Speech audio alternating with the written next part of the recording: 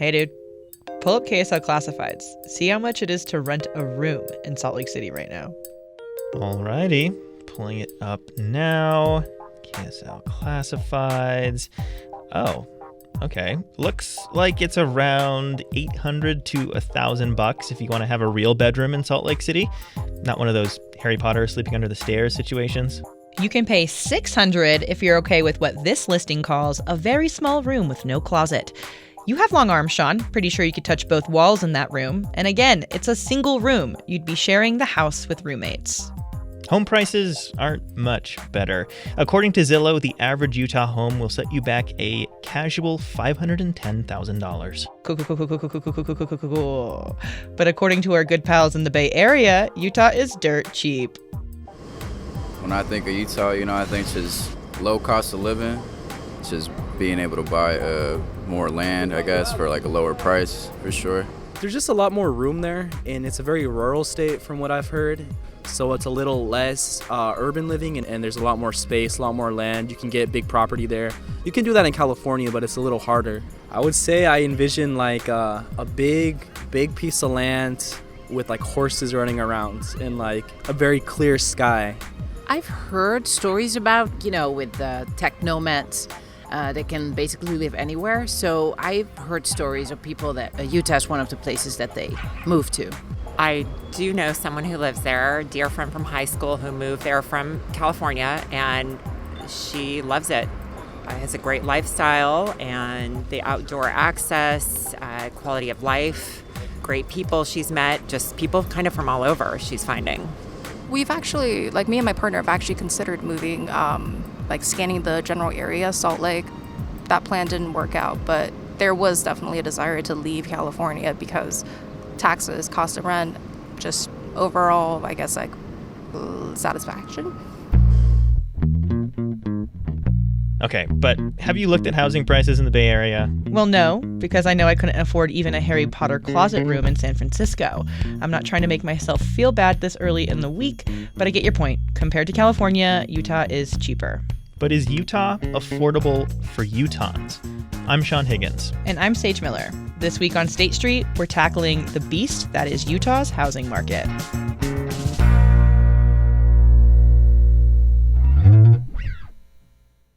So to understand Utah's housing market now, let's take a look back at where it's been. Turns out housing affordability isn't a new topic in Utah. Here's Planet Money host Robert Smith, a former KUER reporter, in 1994 talking about it.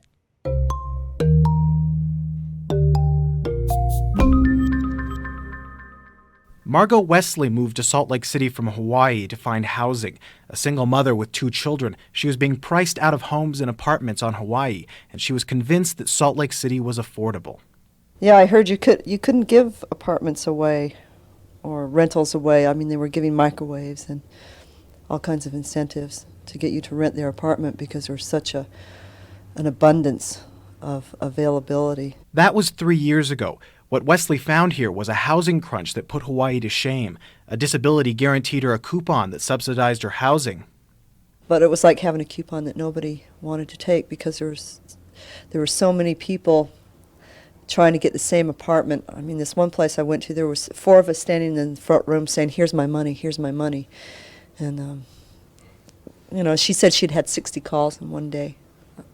It was an overload of, it kind of just did a flip-flop. Now there's all these people trying to find very limited housing instead of very much housing and limited people trying to find it. It really had done a major flip-flop. So Wesley and her 2 sons lived in a house that was eventually condemned. Though she now rents part of a simple home in Central City, her rent is going up again, and she's not really sure what to do. I think these days you definitely have to be a 2-income family to be able to pay the rising cost and to make life a little bit more comfortable and safe. That was former KUER reporter Robert Smith in 1994. Back then, a 2-bed, 2-bath apartment would cost you around $559 a month. The average individual income was around $23,000 a year. According to economists, people should be spending around 30% of their income on housing. In 1994, that average price for an apartment was pretty much in line with that. So while some people had trouble finding housing, like the women Robert spoke with, things have only gotten worse, and wages haven't kept up. In Utah's 6 biggest counties today, nearly half of renters are cost-burdened, which means they're paying more than that recommended amount. But people want to live here. That's just the truth. As our friends in California put it, the state is beautiful. I mean, it's fall. The leaves are turning, snow-capped mountains are in our future. Could you ask for more? But beauty doesn't pay the rent, Sage. It's not easy finding a place to live, and the vast majority of renters are completely priced out of homeownership. Can't blame them. I don't know many people with a spare $500,000. But there are young people out there that have gotten creative. Sophie Harlem is in her 20s and works a tech job in Utah County.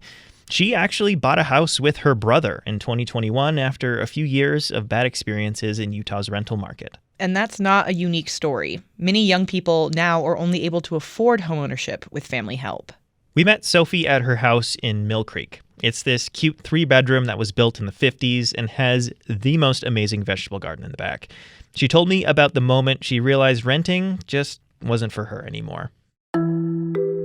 It was really hard to find affordable places that I felt happy and safe living in.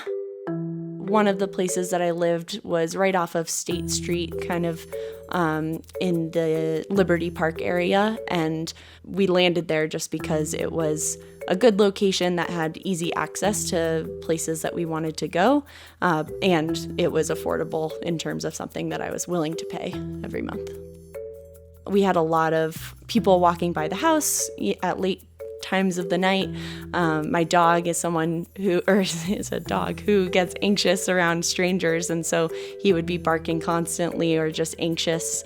I would get really frustrated with the sirens that I heard on State Street or even right in front of my house all during the hours of the night. And so I don't think there was one clear moment, but it was just so much buildup where I was really frustrated over not being able to have like a quiet, safe space to be at, especially during COVID where you couldn't really get out as much.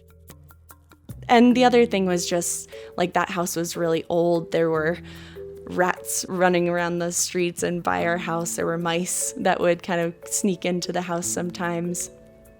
And our landlord was really nice, but he wasn't necessarily always attentive to address things right away.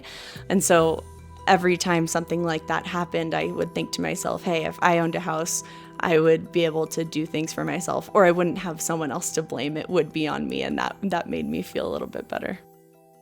As I understand it, you co-bought this place with your brother, or both of your brothers? One of my brothers, yes, that's correct. Tell me how that came about. Younger in life, it's hard to be able to prepare to pay for, I've already had, I've had to replace my furnace and my AC and these really big ticket items. And so before even buying the house, I knew that was a possibility of big expenses that would be unpredictable. And that gave me stress over buying a house on my own.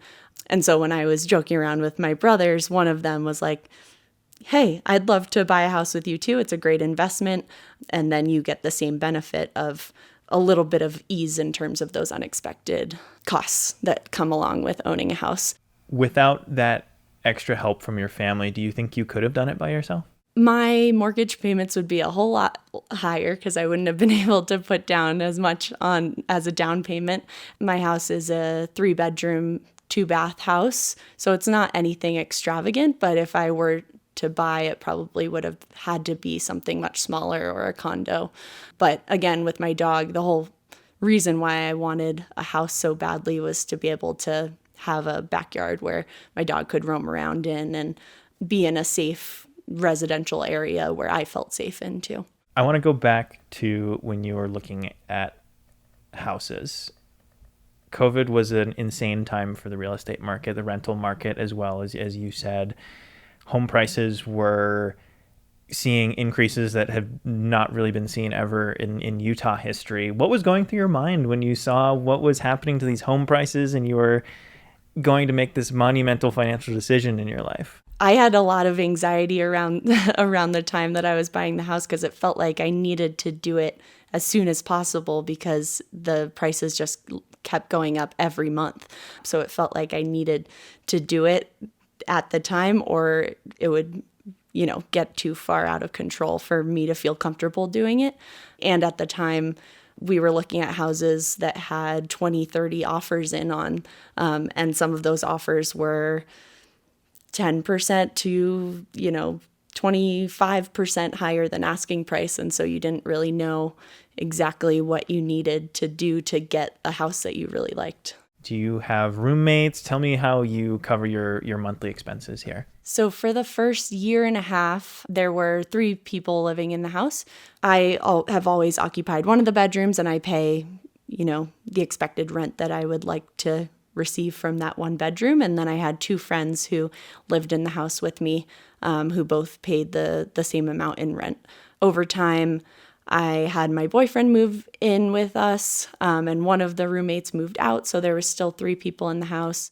You work in Utah County, but obviously everyone was working at home during COVID, but kind of looking long term, why not look at a place in Utah County in Saratoga Springs or Lehigh area that might be a little bit more affordable, but a little bit closer to work? So one of the reasons why I moved to Utah in the first place is I'm just a big lover of the outdoors. I love to ski. I love to hike, especially again with my dog Murphy. And so easy access to the outdoors is a huge part of living in Utah for me. So now I do commute into work 4 days a week, and it's a pretty long drive, but I'm still happy living up in Salt Lake City, both for the outdoors and easy access to the Cottonwood Canyons. I'm in Mill Creek, so I sometimes go up Mill Creek Canyon before work. And then also just the culture, definitely where I like the culture of Salt Lake City, being able to get downtown, being able to go to a bar with friends, which is maybe not such a possibility down in Provo where I work. If you were in the position you were in 2 years ago now, where you were looking to buy a house, given the market how it is now, do you think buying a place would be possible for you? That's a good question. It's hard to know. I think a lot less people are thinking about buying now, and so maybe that should be an indication to me that maybe I wouldn't have bought at this time around. What kinds of conversations are you having with your friends and coworkers about buying houses? Conversations now, I think, are just slower. Like those who own a house are, just talking about maintaining. I haven't heard many people considering selling. I think the friends who are still in the rental market right now are not necessarily wanting to buy. Those who are still in the rental market that probably didn't buy during the COVID years and when things were booming are maybe grateful that they didn't buy.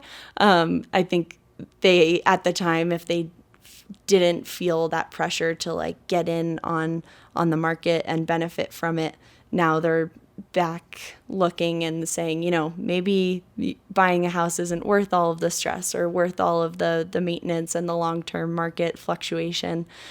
I don't think I have many friends who are looking to buy right now. Sophie, thank you so much. Of course. Yeah. Thank you. That was Sophie Harlem, a young homeowner in Mill Creek. We're going to take a quick break. When we're back, where is the Utah housing market headed? And what can people do to better position themselves in the market right now? You're listening to State Street.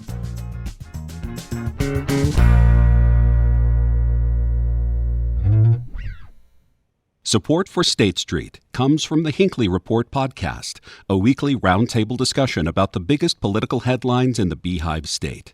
Find new episodes of PBS Utah's The Hinckley Report every Friday, wherever you listen to podcasts.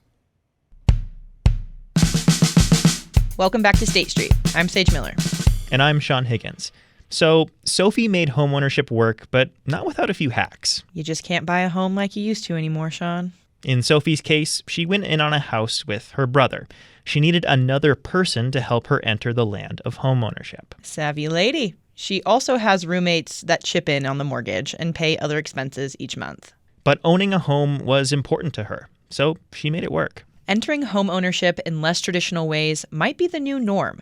James Wood is a senior fellow at the Kempsey Gardner Policy Institute. He put it like this.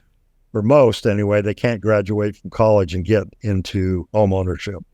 They're going to have a job for a few years and probably a second income in the household in order to get into the housing market, into home ownership. And that makes sense, because according to the latest report from the Institute, Utah is now the 7th most expensive state to live in the country. California is number 2. To help us dive a little bit deeper, I spoke with Andra Gent. She's a finance professor at the University of Utah. Her niche, though, is the economics of housing. And she got into that California-Utah comparison. So certainly our house prices are cheaper than California, no question.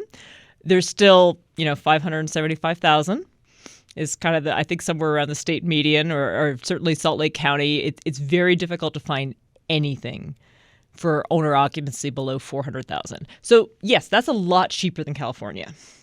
However, we also have much lower incomes than California.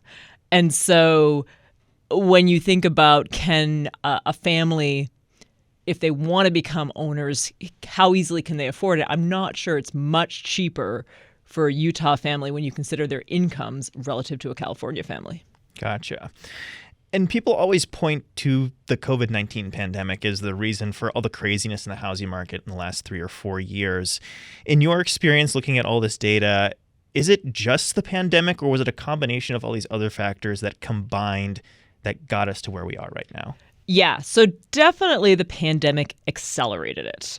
We've had a long-term decline in affordability. If you measure it as, the standard way we look at affordability is sort of share of households that are cost burdened. So somebody who's spending typically more than 30% of their income on their rent or housing costs. Rent is a little bit easier to wrap your head around because it's not as affected by interest rates, right? So one of the things that creates volatility in house prices that doesn't create quite as much volatility in rents is interest rates. So, but long term, we've had this, even prior to the pandemic, this rise in the share of U.S. households, including Utahns, that are spending more than 30% of their income on housing costs. And in a place like Utah, where we're sort of sandwiched between two mountain ranges, it's hard even longer term to increase our housing supply unless you go out quite far from city centers.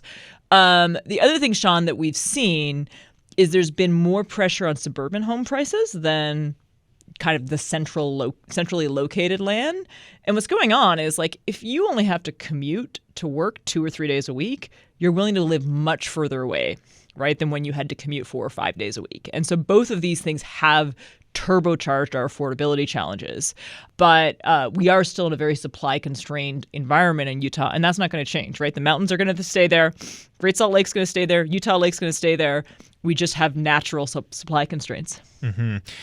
A recent report from Kempsey Gardner Policy Institute stated that the American dream of owning a home in Utah is fading fast. Can you point to one reason why that is? Is it the pandemic? Is it all these things coming together?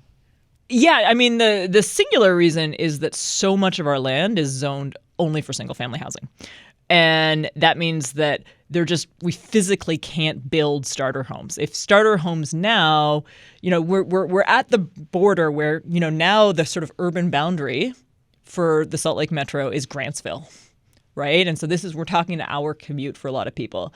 And that's really where there's vacant land. We just don't have vacant land. So it's sort of a combination of the pandemic, us reaching our natural physical borders of development. And then again, we can't do a lot of infill and sort of, we don't build 1,500 to 2,000 square foot homes because the land isn't adequately zoned for it. We don't build large quantities of townhomes. And I think the single reason is it's sort of a combination of our natural supply constraints and the fact that we've allowed so much of our land to be zoned only for large homes on a single plot of land. Mm-hmm. And it's anticipated the average home in Utah, I think you mentioned, will cost $500,000 or more next year. How are new home buyers even affording a home? What's the secret sauce? And I think that everybody's kind of grown up like, hey, you get a good job, you get a college degree, in a few years, you're going to be owning your first home. That doesn't seem to be the case anymore. How are people getting into first homes now? Yeah, so one shift we've seen is we are seeing people delay home ownership. And so we're seeing a big increase in single family rentals. So I think 20 years ago, people thought, if you thought of rental housing, people thought of apartments. What we're seeing is there's actually a lot of households that make six figures that are renting. And they're renting single-family homes in these single-family rental communities. So we are seeing a shift, particularly with where interest rates are right now. Some developers are doing buy-downs of rates. So interest rates are obviously another big barrier for first-time home buyers. But yeah, there's a lot of households that are not going to be able to own a single-family home, a 2,500 square foot home. That's just not going to be feasible for a number of years, certainly not until interest rates come back down. And what needs to change to make home ownership more attainable for the majority of renters? Is it just a factor of the interest rates coming back down to what they were 18 months, 24 months ago, or is it something else? That's going to be part of the story. The bigger story, I think we have to reimagine home ownership as not necessarily such a big home on a large lot. So, we have 3 times as much space per person in housing now than we did in 1950. So we have both smaller family sizes, and yet our homes have grown almost threefold. And so we might need to start thinking, well, maybe can you have small lot sizes? Can cities allow lot sizes of 2,000 square feet or 3,000 square feet instead of a minimum lot size of 5,000 square feet? What would you say to a young person who is in a situation either through the constraints of where their job is located, where their rent might be 50% of their take-home pay? What would you say to them if they want to get out of that rental market and get into more of an ownership situation? What steps would they need to take? You're going to have to tighten your belt to save up for the down payment, and probably until interest rates come down, you just fundamentally need higher income to qualify for mortgages because, again, that mortgage payment to income ratio is really going to matter. Now, if you make a larger down payment, if you can get up to a 30% down payment, obviously that's going to reduce your monthly payment to income. But renting, there's a lot of good options to rent out there. And the good news, Sean, on the affordability issue in Utah is things are going to get a lot better for renters in the next 18 months. We're seeing a ton of supply coming online. Salt Lake County is projected to add about 11,000 units. We're now up to a 5.2% vacancy in our multifamily market. And so that's really good news, actually, for renters. It's not such great news for developers. The caveat being that a lot of that is not family-sized housing. A lot of that is going to be studio and one-bedrooms. And so for a family, that's a little bit more challenging. Mm-hmm. That goes nicely into my next question of renting versus buying, and how are those markets different? You mentioned single-family rentals have really kind of gone through this phase where it's kind of a big portion of the market for people. And then you do have the one-bedroom, two-bedroom apartments, the studios.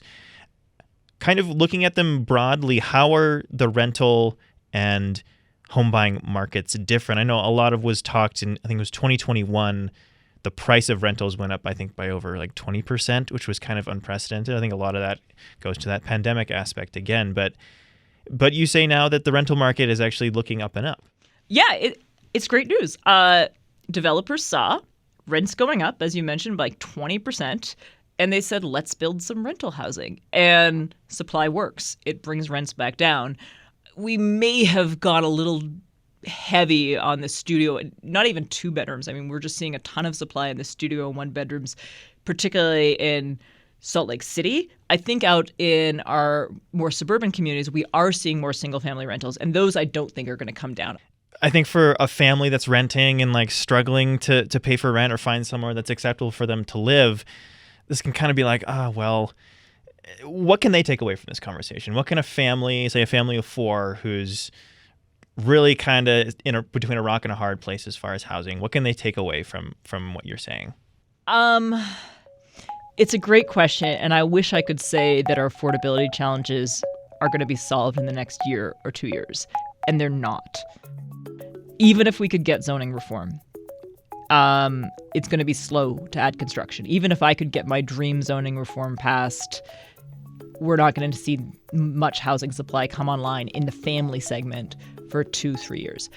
I would say look seriously at your financial portfolio. Is there, can you find a rental unit you're happy in and is stable, access to all the amenities you want, and can you make sure you are continuing to invest in these other assets and preferably a diversified portfolio? I'm sorry I can't give a more optimistic message about our housing market, but we do face a lot of uphill challenges here. That was Andra Gant, a finance professor at the University of Utah who specializes in housing economics. So yes, it is cheaper to live in Utah than it is in California. But on average, Utahns make less money, too. And housing costs aren't projected to go down in the near future. At least, not by much. For renters, though, more stock is coming online, which is expected to drive down the cost of rent for some people. It depends on your location and what your priorities are. Are you a single person or a young couple without kids? A studio or one-bedroom place might be perfect for you. But if you're a family of 4 looking to rent a single-family home, things are less encouraging. Same goes for those looking to buy. Lots of townhomes and condos are springing up across the state. If that fits your lifestyle, great. If you need more space, you might not be so lucky. The legislature also passed a first-time homebuyer assistance program last session. That helps people with their initial down payment. But as always, there's a catch. Or a few. To qualify, applicants must bid on a home that is a new build or has never been lived in. The price tag can also not exceed $450,000. Take Ivory Homes, for example. That's one of the largest home builders in the state. In its current new build inventory, only 3 homes would qualify, and they're townhomes, not single family. In other words, options that fit the bill are limited right now. Like, really limited. And as Gant put it, more people will bid on those homes, driving up the cost and therefore pushing more people out. The latest report from the Kem C. Gardner Policy Institute calls rising house prices one of the greatest risks for Utah's economy.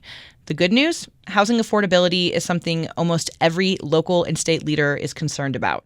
City councils are talking about it, mayors are vocal about it, and it's one of the governor's favorite things to talk about. Leaders across the state are looking at different affordability options, whether that's bolstering first-time homebuyer programs or incentivizing developers to build non-market rate housing. Because as we learned last episode, Utah is family-centric. And that means parents and grandparents want their kids to be able to stay in Utah and not be priced out. I'm Sage Miller. And I'm Sean Higgins. The show's executive producer is Caroline Ballard. Editing and production support comes from David Childs and KUER news director Elaine Clark. Our digital team includes Jim Hill, Eleanor Gomberg, and Raquel Davis. A special thanks to Bijan Siavoshi, who gathered audio for us in California. State Street is a production of KUER. Just can't get enough of the show? Sign up for our newsletter for behind-the-scenes content. And we'd love to hear what you think. Leave us a review wherever you're listening.